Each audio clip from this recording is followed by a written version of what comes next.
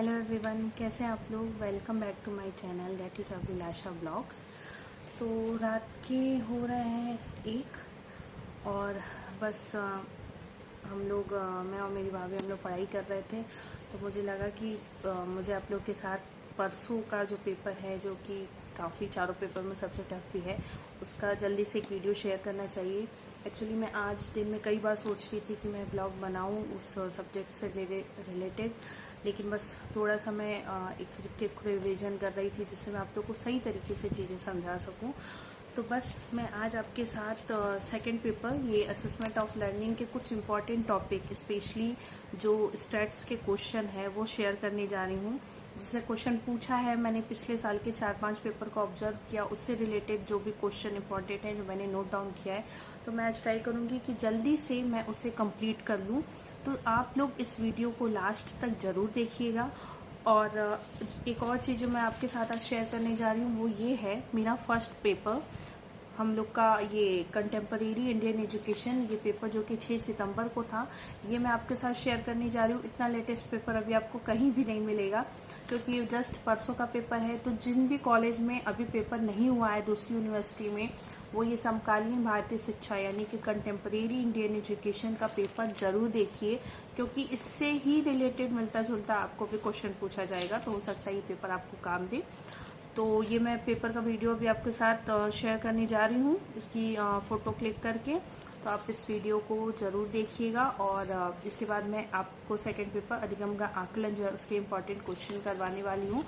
तो लास्ट तक वीडियो देखिएगा। और अगर आपको आज का मेरा वीडियो अच्छा लगा होगा तो वीडियो को लाइक करिएगा और मेरे चैनल को सब्सक्राइब करना बिल्कुल भी मत भूलिएगा।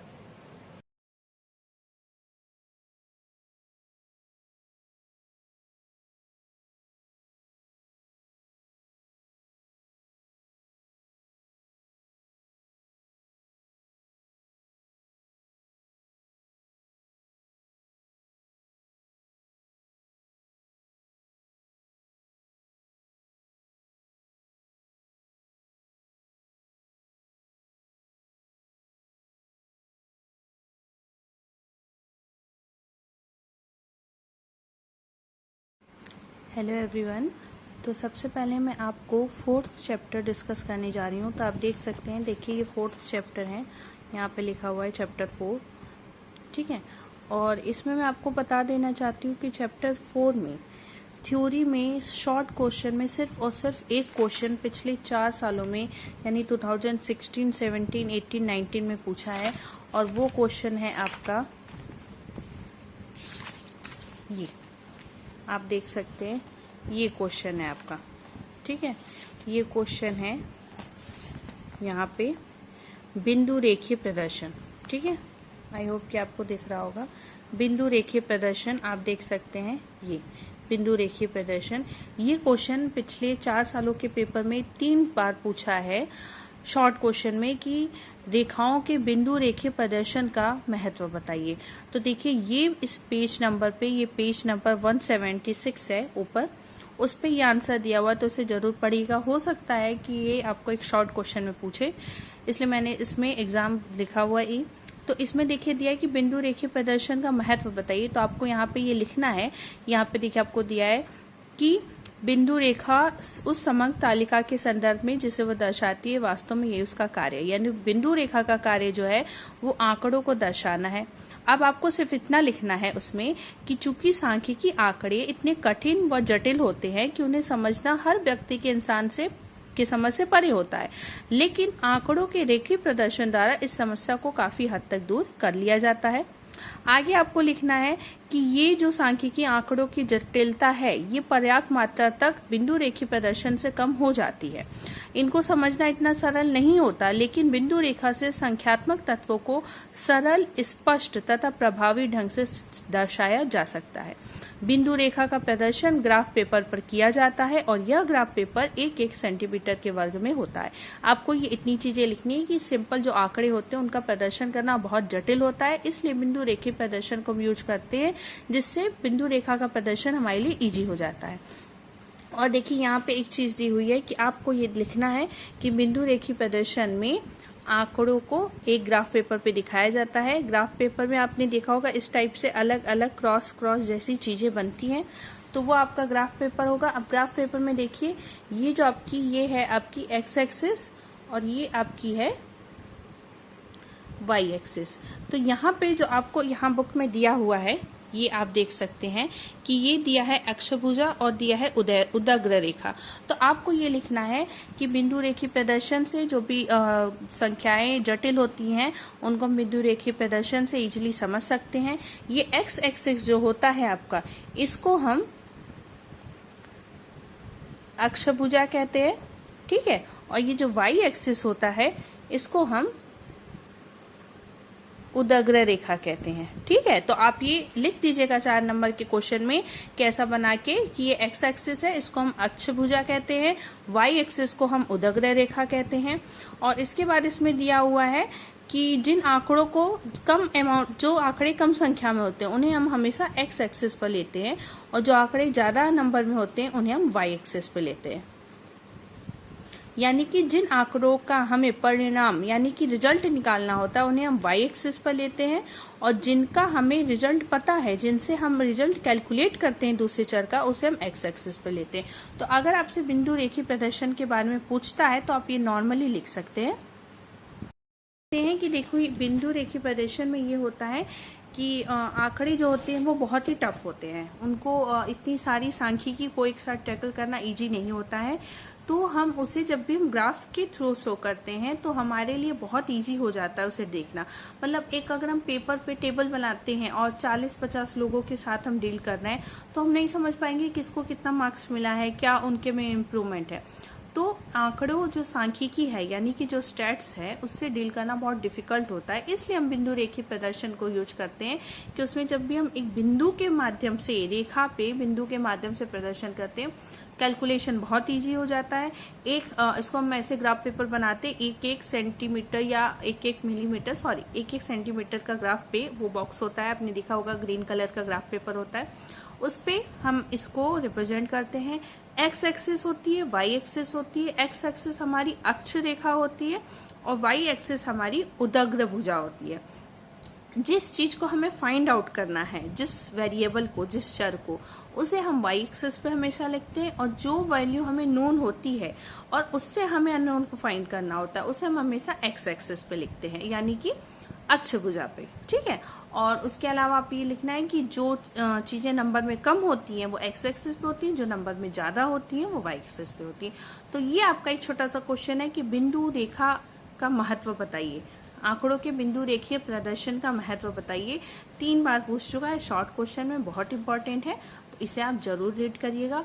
और अब मैं ये चौथे चैप्टर में ही बिंदु रेखीय प्रदर्शन की जो आगे का पॉइंट है उसको मैं आपके साथ शेयर करने जा रही हूँ।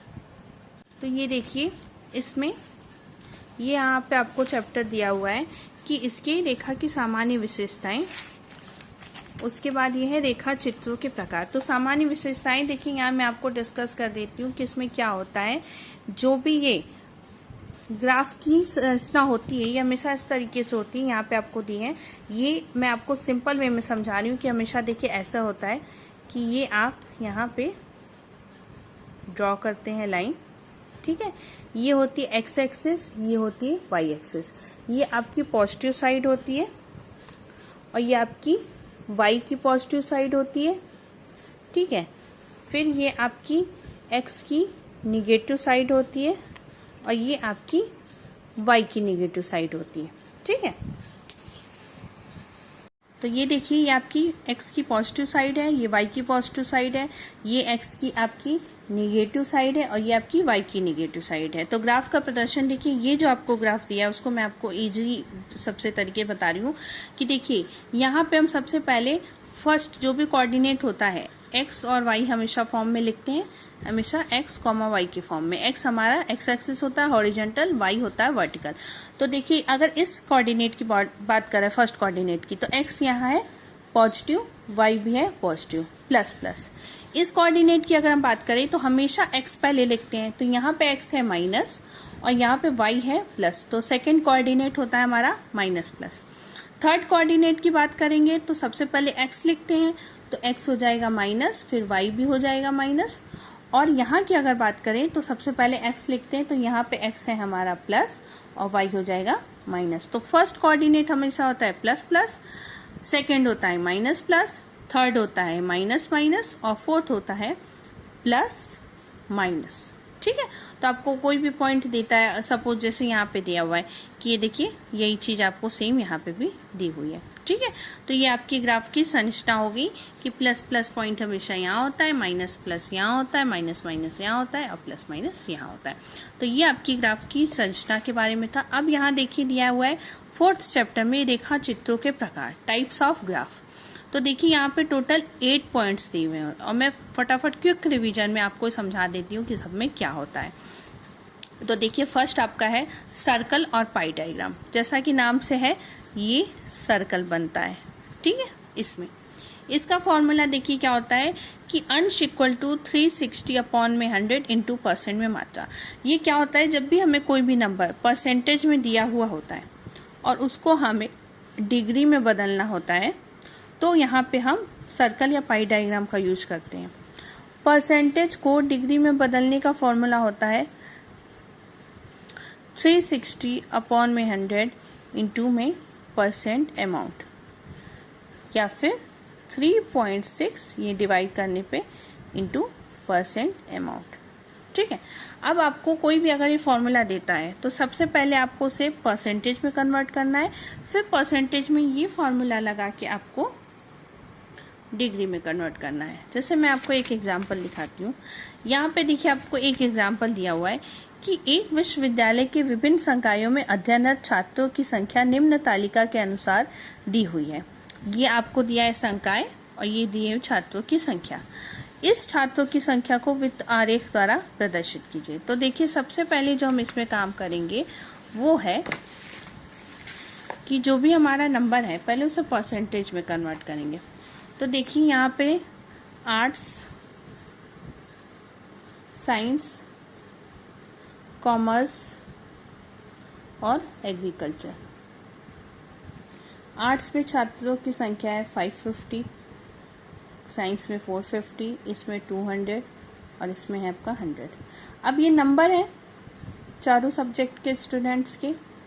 अब इसको हम पहले परसेंटेज में कन्वर्ट करेंगे। तो परसेंटेज में करने के लिए क्या होता है, परसेंटेज में अगर हमें कन्वर्ट करना है किसी नंबर को, ये होता है obtain amount upon total amount, total marks, obtain marks upon total marks into 100।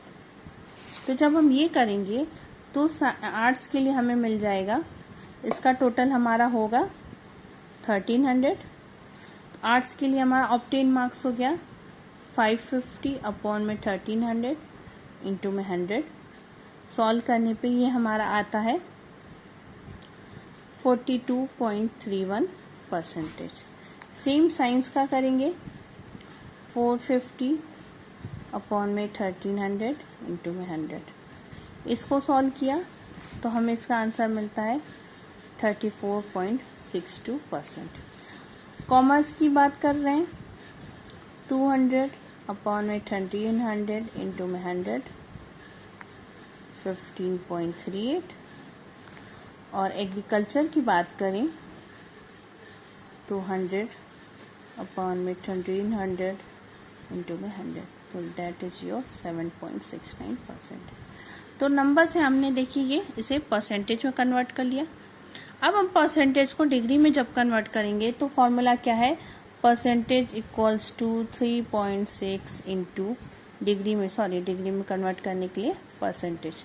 तो देखिए आर्ट्स के लिए क्या करेंगे 3.6 इंटू 42.31%। तो डिग्री में अगर हम बात करेंगे तो हमें यहाँ पे डिग्री मिल जाएगी 152.32 डिग्री। सेम साइंस की अगर हम बात करें तो साइंस में 3.6 इंटू आपका 34.62%, then it is your 124.63 degree. Same your commerce. Actually मैंने एक हाथ में मोबाइल लिया, एक हाथ से मैं लिख रही हूँ, इसलिए थोड़ा सा कॉपी हिल रही है। आई होप कि आप लोग माइंड नहीं करेंगे। 38%। एक्चुअली ये जो मेरा रैक है ना, ये होल्डर है, उससे मुझे थोड़ा सा प्रॉब्लम हो रही है सेट करने में, इस वजह से मैंने इसे हाथ में लिया है। Last third one is your 55.37 degree and for agriculture it is 3.6 into 7.69%, that is your 27.38 degree. तो ये आपको मैंने कैलकुलेट करके यहाँ परसेंटेज दिखाया, सब में 3.6 से मल्टीप्लाई किया तो ये आपको डिग्री मिल गई। जिस तरीके से परसेंटेज का एडिशन करने पे 100% मिलना चाहिए, सेम उसी तरीके से डिग्री का एडिशन करने पे 360 डिग्री मिलनी चाहिए। अब इसको जब हम बनाएंगे तो देखिए कि हमने सर्कल बना लिया, मैं ऐसे रफ सर्कल बना रही हूँ। ये पॉइंट लिया 152.32 डिग्री, तो यहाँ पे 90 डिग्री है, तो यहाँ लगभग 150 डिग्री होगी, क्योंकि ये तो 180 हो जाएगी, तो 90 180 बीच में 152 डिग्री। तो ये आपके हो जाएंगे आर्ट्स वाले। अब यहाँ पे हम वापस से रख के 124 डिग्री अप्रॉक्स हमारा ये होगा आपके साइंस वाले, फिर साइंस से 55 डिग्री अप्रॉक्स ये होगा, ये कॉमर्स वाले, और ये आपके एग्रीकल्चर वाले। तो ये आपका क्वेश्चन देखिए इस तरीके से यहाँ पे बन गया है, सेम देख रहे होंगे आप, ठीक है। तो ये आपका पाई डायग्राम को रिप्रेजेंट करने का तरीका था। नेक्स्ट आपकी मैं बात कर रही हूँ, आपको मैं बता रही हूँ बार डायग्राम। बार डायग्राम में देखिए क्या होता है, स्तंभ आरेख में बार ड्रॉ करते हैं। हमेशा एक्स एक्सिस पे वो चीज़ होगी जो कि कांस्टेंट है और वाई एक्सिस पे वेरिएबल होगा। अब जैसे आपको एक फॉर्मूला दिया है और इसमें हम बार डायग्राम क्यों करते हैं, इसमें हम ये बार बनाते हैं। तो क्या कह रहा है कि देखिए एक विश्वविद्यालय में 1990 में छात्राओं की संख्या 5000 थी, 2000 में 6500 हो गई, 2010 में 7000 थी और 2015 में 8000 थी। छात्राओं की संख्या में हुई वृद्धि को बताइए। तो यहाँ पे आपका गर्ल्स नंबर हो गया और यहाँ पे उनकी क्या है, क्वांटिटी, यानी कि संख्या। अब देखिए गर्ल्स का नंबर, देखिए गर्ल्स का नंबर ईयर में। अब यहाँ मान लेते हैं, देखिए थोड़ा मैं एक सेकेंड, तो देखिए यहाँ पे अच्छे तरीके से मैं थोड़ा सा ड्रा कर रही हूँ। यहाँ पे मैं लिख रही हूँ 1990, 2000, 2010 एंड 2050, ठीक है। गर्ल्स के लिए ईयर हम ये देख रहे हैं, ठीक है। यहाँ पे हम लिखते हैं गर्ल्स की संख्या देखिए यहाँ पे सपोज हमने लिया 5000,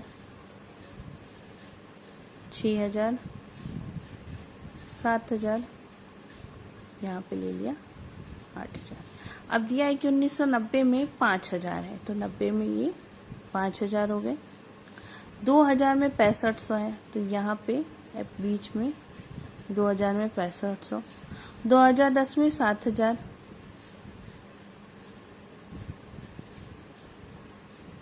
और 2015 में 8000।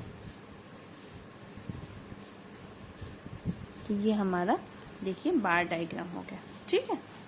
ये ऐसे देखिए यहाँ पे इन लोगों ने भी बनाया है, ठीक।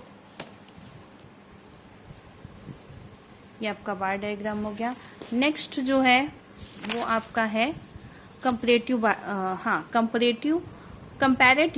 डायग्राम, कंपैरेटिव बार डायग्राम। कंपैरेटिव जैसा कि नाम से सजेस्ट कर रहा है, इसमें हम कंपैरिजन करते हैं किसी भी दो डायग्राम का, बार डायग्राम का।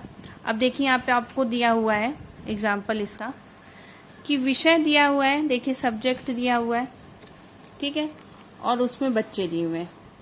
मैं आपको बुक में इसमें देखिए समझा देती हूँ। देखिए यहाँ पे हमेशा कंपैरिजन होगा, दो चीजें होगी, या तो बालक बालिका होंगे या उत्तीर्ण अनुत्तीर्ण होगा, इस टाइप से हमेशा दो चीजें होंगी। देखिए यहाँ पे दिया हुआ है, ये हमेशा द्विचर होता है, यानी पेयर में काम करता है। अंग्रेजी, हिंदी, संस्कृत, भूगोल, इतिहास, ये सब्जेक्ट है। पास होने वाले बच्चे परसेंटेज में इतने हैं, फेल होने वाले इतने हैं।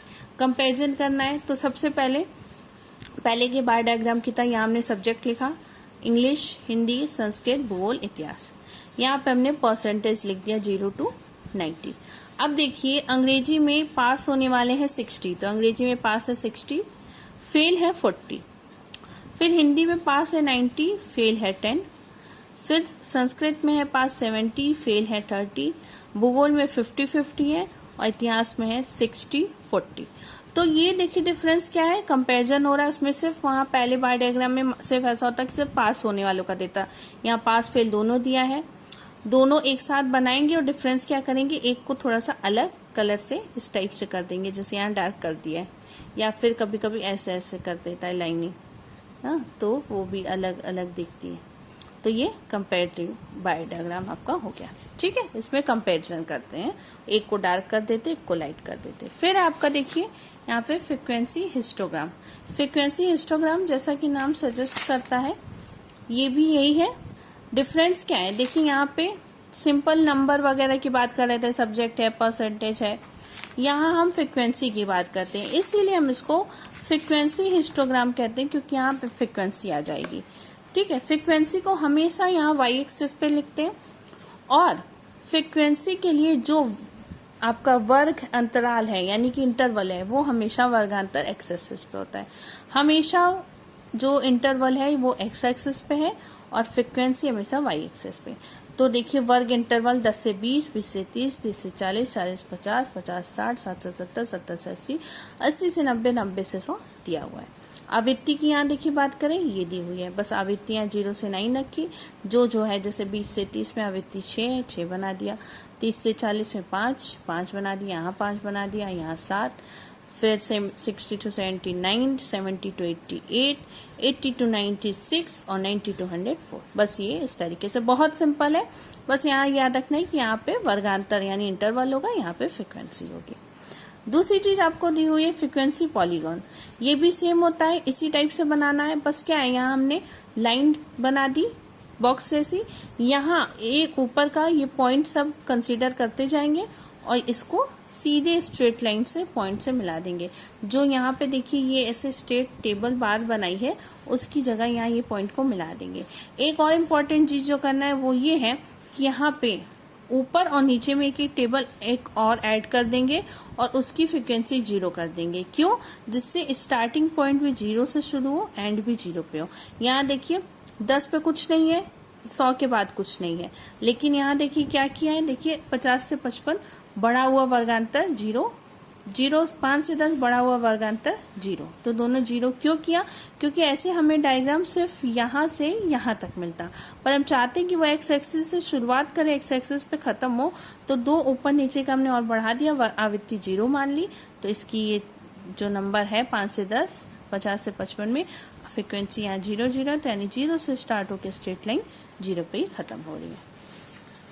दूसरी चीज जो आपकी है वो है frequency curve. Frequency curve same frequency polygon के जैसी है, डिफरेंस बस ये है कि वहाँ पे हमने पॉलीगॉन में ये हम स्ट्रेट लाइन से बना रहे थे। फ्रीक्वेंसी कर्व में यहाँ देखिए फ्री हैंड, यहाँ लिखा है ना फ्री हैंड हम बनाना है। यहाँ पे फ्री हैंड यानी कि जो जो पॉइंट था वहाँ स्ट्रेट लाइन की जगह इस टाइप से फ्री हैंड हम बना लेंगे। सेम वही चीज है। फिर है आपका कुमुलेटिव फ्रीक्वेंसी कर्व। इसमें क्या होता है, कुमुलेटिव फ्रीक्वेंसी यानी संचयी आवृत्ति निकालेंगे। तो देखिए यहाँ पे आपको जैसे हमेशा करते हैं फ्रीक्वेंसी निकालेंगे, लेकिन यहाँ पे कुमुलेटिव फ्रीक्वेंसी होगी। देखिए यहाँ वर्ग है, आवृत्ति है, कुमुलेटिव फ्रीक्वेंसी है। ये चीज आपको मिल गई, वर्ग, आवृत्ति, कुमुलेटिव फ्रीक्वेंसी ये निकली। तो यहाँ पे फ्रीक्वेंसी की जगह कुमुलेटिव फ्रीक्वेंसी ले लेंगे। यहाँ पे आपका इंटरवल होगा, तो क्या है कि उसमें ऊपर नीचे देखिए यहाँ पे कम ज्यादा हो रहा था कर्व, हाँ कम ज्यादा हो रहा था। यहाँ पे कम्युलेटिव फ्रीक्वेंसी की बात करेंगे यानी एडिशन होता जा रहा है, यानी ये कर्व हमेशा ही अपवर्ड मिलता जाएगा। ठीक, तो बस ये चीजें यहाँ पे खत्म हो गई। तो ये एक छोटा सा आज का मेरा व्लॉग था। तो ये मैंने चैप्टर 4 को फिनिश कर दिया है। इसके बाद के वीडियो में मैं चैप्टर 5 जिसमें कि आपका मीन, मीडियन, मोड है, हार्मोनिक मीन है, जियोमेट्रिक मीन है और कंबाइंड मीन है, वो है। तो मैं नेक्स्ट वीडियो में आज ही उसको डिस्कस करूँगी। तो आपको जो भी डाउट हो कमेंट करके बताइएगा। वीडियो अच्छा लगा होगा तो लाइक करिएगा। और मुझे अब थोड़ी सी नींद भी आ रही है, तो बस थोड़ी देर बाद ये वीडियो आपका अपलोड हो जाएगा, तो इसे ज़रूर देखिए, रिवीजन इससे कर लीजिए। और तब तक मैं ट्राई करूँगी कि अगले कुछ घंटों में सुबह उठने के बाद मैं आपको 5th चैप्टर का जल्दी से जल्दी वीडियो बना के अपलोड कर सकूँ।